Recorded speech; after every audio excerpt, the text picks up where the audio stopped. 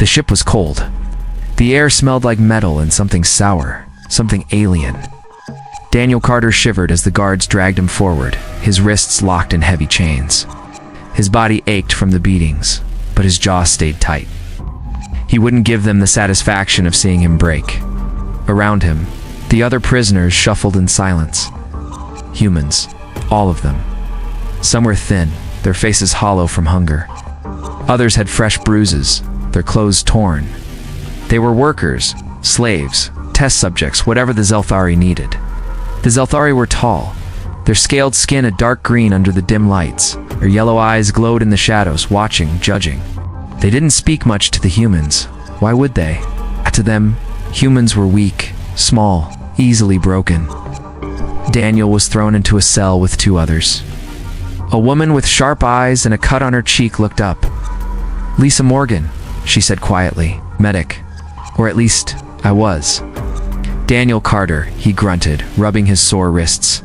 The other prisoner, a younger man with grease-stained hands, gave a tired smirk. "Ryan Cole, mechanic. Or I was, before these lizards decided they owned me." Lisa leaned closer. "You're new. That means they'll test you soon." "Test me?" Daniel frowned. Ryan laughed, but there was no humor in it. "Yeah. See how much pain you can take before you scream. Or how long you can work without passing out. They like figuring out our limits." Daniel clenched his fists. He'd been a Marine once. He knew pain. He knew endurance. But this wasn't war. This was something worse. Before he could ask more, the door hissed open. A Xelthari guard loomed in the doorway, its claws clicking against the floor. It pointed at Daniel. "You come?" Lisa's eyes flickered with something warning. "Pity, don't fight them," she whispered. "Not yet." Daniel stood slowly, his body protesting every movement. The guard grabbed his arm, yanking him forward. The halls of the ship were dark, lined with pipes and strange symbols he couldn't read. Other Xelthari passed by, barely glancing at him. To them, he was nothing. Then the doors ahead opened, and the air changed. The room was huge, the ceiling lost in shadows. At the far end, a throne sat on a raised platform. And on that throne, the Queen. Daniel had heard whispers about her. Zyara the Eternal, the ruler of the Xelthari Dominion. No human had ever seen her up close and lived to tell about it. She was taller than the others, her scales a deeper green, almost black. Her armor gleamed sharp and deadly. But it was her eyes that froze him gold, like molten metal burning into him. "Out." The guard shoved him forward. "Kneel." Daniel didn't. A murmur went through the Xelthari in the room. The Queen tilted her head, studying him. Then she spoke, her voice low, like distant thunder. "You do not kneel?" Daniel lifted his chin. "Not to you."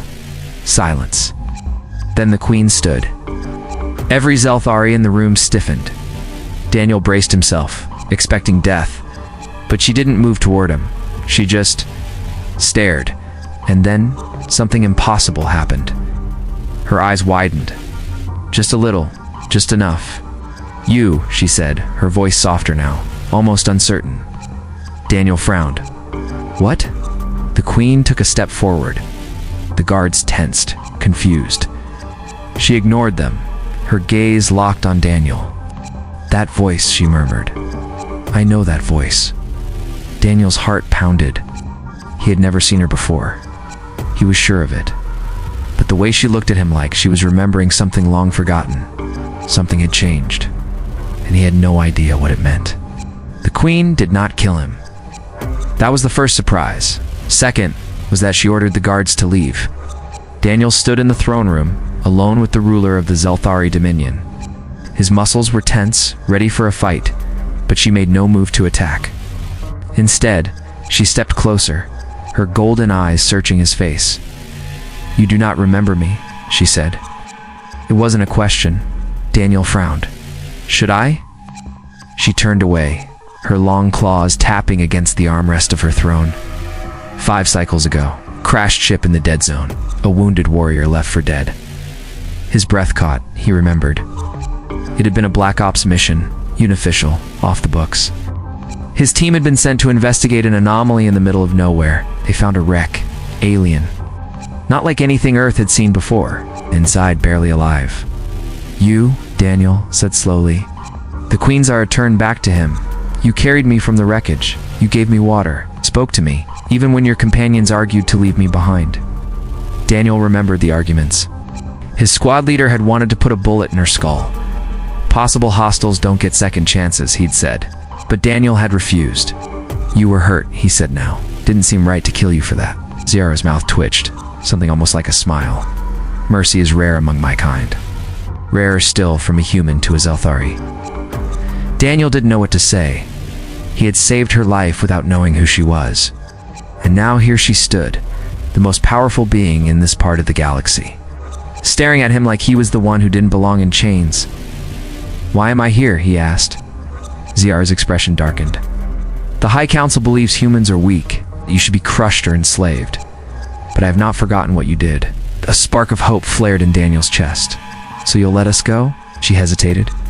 "It is not so simple." Before she could explain, the doors burst open. A Xelthari warrior stormed in, his armor marked with the jagged sigil of the High Council. His eyes flicked to Daniel, then to Zara. "My queen," he said, voice tight. "The warlords demand an audience." Zara's claws flexed. "Tell them I am occupied." The warrior didn't move. "They insist. They say, they have heard rumors." Daniel didn't like the way the warrior's gaze lingered on him. Zara's voice turned to ice. "Leave us." The warrior bowed stiffly and left. But the tension in the room didn't fade. Zara turned back to Daniel. "They suspect. If they learn the truth that a human once saved their queen, they will see it as weakness. They will challenge my rule." Daniel understood politics, power plays. It was the same everywhere, even among aliens. "What happens now?" Zara stepped closer. "I cannot free you openly, but I will not let you die." She reached out, her clawed fingers brushing the collar around his neck. A click, and it fell to the floor. Daniel rubbed his throat, stunned. "Go," she said. "Back to your cell. Act as if nothing has changed. I will send for you when it is safe." Daniel wanted to argue, to demand she free the others too. But he saw the warning in her eyes. One wrong move and everything would fall apart. He nodded. The guards returned, their grip rough as they dragged him away. But this time, when they shoved him back into the cell, Daniel didn't feel despair. He felt something dangerous. Hope. Lisa and Ryan looked at him like he was a ghost. "You're alive," Ryan breathed. Lisa's eyes narrowed. "What happened?" Daniel sat down, keeping his voice low. "I think we might have a way out." Outside the cell, the ship's alarms began to wail. Something was coming. The alarms screamed through the ship. Red lights flashed, painting the metal walls the color of blood. Daniel knew what it meant before the guards came running. The warlords were making their move. Lisa grabbed his arm. "What did you do?" "Nothing," Daniel said. "But the queen, she remembers me." Ryan's eyes went wide. "What? No time to explain?" The cell door hissed open. 3 Xelthari warriors stood there, weapons drawn. Not royal guards. Their armor bore the jagged marks of the rebel faction. "You," the lead warrior growled at Daniel. "Come." Daniel didn't move. "Why?" The warrior's clawed hand shot out, grabbing him by the throat. "The queen hides secrets. You will tell us what you know, or die screaming." Lisa lunged, but a backhanded strike sent her crashing into the wall. Ryan tried to help, but the other warriors pinned him down. Daniel fought, but the warrior was too strong. He was dragged through the twisting halls, past bodies of fallen guards. The coup had begun. The throne room doors were broken. Inside, warriors stood in a circle, their weapons aimed at the throne. At Zara. She stood tall, her armor dented, one arm bleeding green, but her golden eyes burned with fury. The warlord Vorith stepped forward, his scales scarred from countless battles. "You betray our ways," he spat, consorting with humans, letting them live when they should be crushed. Zara didn't flinch. "I rule here, Vorith, not you." Vorith laughed. "Not for long." He turned, spotting Daniel. The human pet arrives. Daniel was thrown to the floor at Vorith's feet. The warlord placed a claw on his head. "Tell us, Queen, Why spare this worm? What is he to you? The room fell silent. Ziara's gaze met Daniel's. For a moment he saw something no Xelthari should ever show fear. Then her eyes hardened. She moved. Faster than Daniel could blink, Ziara ripped a spear from the nearest warrior and lunged. Vorath barely dodged, his own blade flashing out. The fight was brutal, claws and steel neither giving ground. The other warriors hesitated, unsure who to follow. Daniel saw his chance. He rolled, grabbing a fallen weapon, a short blade, alien but sharp.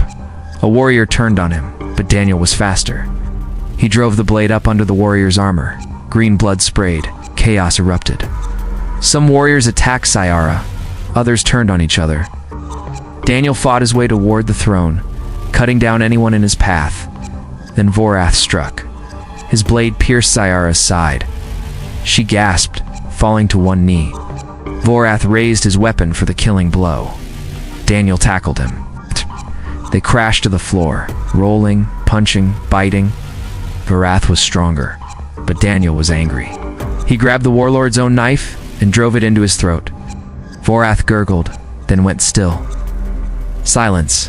Every warrior in the room froze, staring at the humans standing over their dead warlord. Ziara rose, clutching her wound. Enough. Her voice shook the walls. Vorath is dead. Any who still challenge me, speak now. No one moved. Then, one by one, the warriors knelt. Ziara turned to Daniel. Blood dripped from her wounds, but she stood tall. This human, she announced, has proven what our kind has forgotten. Strength comes in many forms. She reached out, gripping Daniel's shoulder. By my word, no human shall be slave here again. The warriors didn't cheer, but they didn't protest either. Later, in the medical bay, Ziara sat as Lisa, with shaking hands, stitched her wounds. Ryan whistled. So, we're free now. Ziara nodded. Your people will be returned home. Those who wish may stay as allies, not slaves. Daniel met her golden eyes. And you, she tilted her head. A queen does not forget her debts. You saved me twice now, Daniel Carter. The stars are wide. Perhaps we will meet again. The ship hummed around them, carrying them toward a new future. Daniel smiled. For the first time in years, he wasn't afraid.